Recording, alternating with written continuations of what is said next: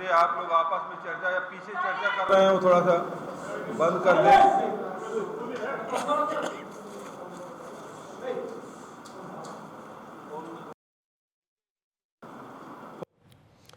आप देखुं कांग्रेस आज सांबादिक सम्मेलन कांग्रेस वरिष्ठ नेता मैंने बस कौ प्रसंग आज कांग्रेस सांबादिक सम्मेलन करुच्ची कौन कहवाक जाऊँगी गणमाध्यम सामने ये प्रसंग उपरे तो आम नजर रही सीधासलख दृश्य आपण टेलीविजन स्क्रीन में मजदूरों के मुद्दे पर, अनुसूचित जाति जनजाति पिछड़े वर्ग के मुद्दे पर लगातार कर रही है और इसके लिए लगातार कार्यक्रम भी दे रही है।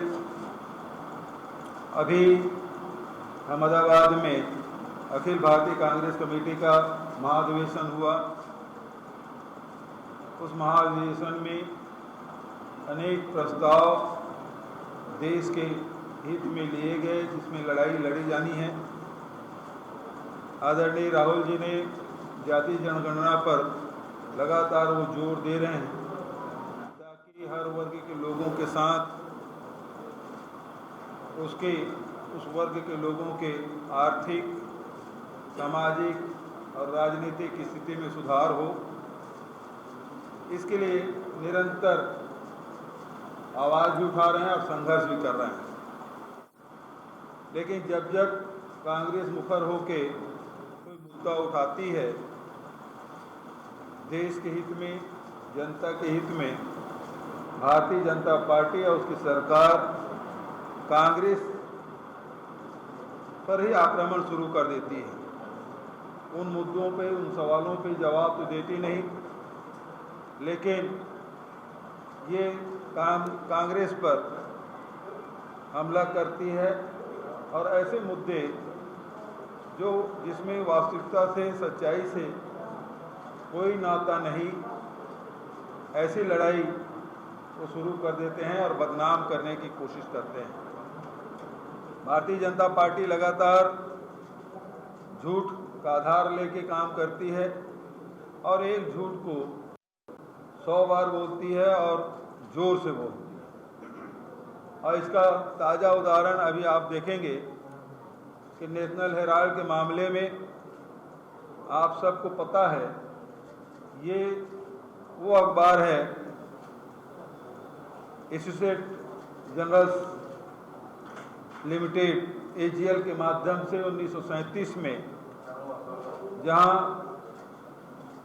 पंडित नेहरू ने, टंडन जी ने और रफ़ी अहमद किदवई ने इसकी शुरुआत 1937 में लखनऊ से इसकी शुरुआत की थी। और ये अंग्रेजी में, हिंदी में और उर्दू में 3 अखबार ये लोग निकालते थे, लखनऊ से, इंदौर से, पंचकुला से और मुंबई से। और आज़ादी की लड़ाई में बड़ी अहम भूमिका नेशनल हेराल्ड की रही है। आपको याद भी होगा कि 1942 में जब अंग्रेजों भारत छोड़ो का जो नारा दिया था और आंदोलन चला, उस समय इसे 3 साल तक के लिए प्रतिबंध कर दिया गया था। वो राष्ट्रीय आंदोलन में बड़ी महत्वपूर्ण भूमिका उसकी रही है। आप सब मीडिया से जुड़े हैं। मीडिया समूह की हालत किस प्रकार से हो गई है। बहुत सारे पुराने अखबार जो चलाए जा रहे थे वो बंद हो गए, आर्थिक रूप से उसे जूझना पड़ा। तो वही स्थिति नेशनल हेराल्ड की भी हुई और स्थिति ये बनी, उसके प्रकाशन करने में अड़चने आई और वहाँ के जो कर्मचारी है उसके तनख्वाह है, उसके PF है, बिजली की बिल है, बिल्डिंगों के, ये पटाना असंभव हो गया था। ऐसी स्थिति में इस राष्ट्रीय धरोहर को बचाए रखने के लिए कांग्रेस पार्टी ने यंग इंडिया एक संस्था बनाई। अब उसके माध्यम से उसे 2002 से लेके 2012 तक लगभग 100 चेक दिए और उसमें 90 करोड़ रुपए की राशि दी गई सहायता के रूप में। कोई नगद किसी को दिया नहीं गया। और जो यंग इंडिया कंपनी बनी वो उसमें कोई प्रॉफिट नहीं ले सकता, उसे कोई तनख्वाह नहीं ले सकता, उसे कोई लाभ नहीं ले सकता। और आप सबको पता है नेशनल हेराल्ड भी लखनऊ के ही जो बिल्डिंग है वो फ्री होल्ड है, बचत है, लीज पर है। लेकिन इस संस्था के जितने भी संपत्ति है उसे बेचा नहीं जा सकता। यंग इंडिया के भी जो शेयर है उसे बेचा नहीं जा सकता। और ये नो प्रॉफिट नो लॉस में इसको चलाया जा रहा है। सेक्शन 8 के तहत इसकी व्यवस्था की गई। आप सबको पता है कि इस मामले में 2012 में निर्वाचन आयोग से इसके खिलाफ शिकायत की गई। निर्वाचन आयोग ने इस आवेदन को खारिज कर दिया गया।